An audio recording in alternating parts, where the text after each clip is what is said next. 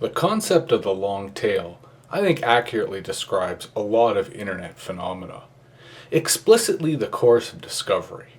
Sure, there's lots of cat videos that go viral that we all share within hours of uploading, but the vast majority of internet content is stuff we discover months, even years after. So things are uploaded, then after a long while, people then continue to stumble upon them. I find it interesting then to see the long tail manifesting with regard to the G20's visit to Toronto.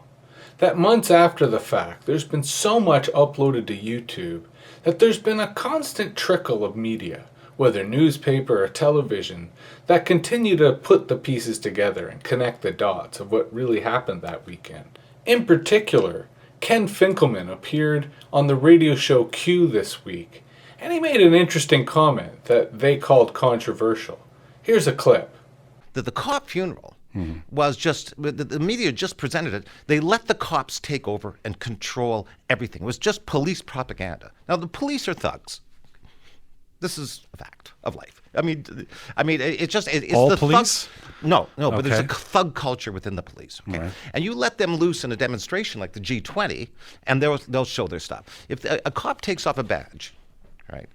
And you got to ask the question, why is he taking off the badge? He's taking off the badge for only one reason. You and I can't think of any other reason except the fact that he doesn't want to be identified if he beats somebody up.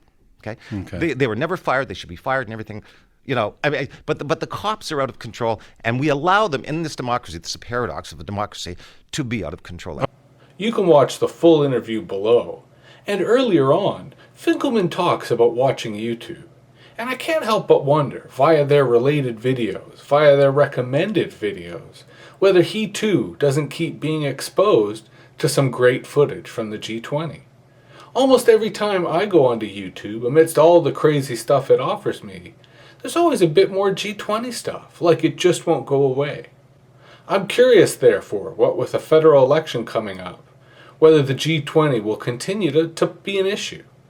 The Fifth Estate, CBC's primetime investigative unit, will this Friday air, I think, what's going to be a rather fascinating look at the G20. Will this continue to be a political issue? The long tail suggests it will be.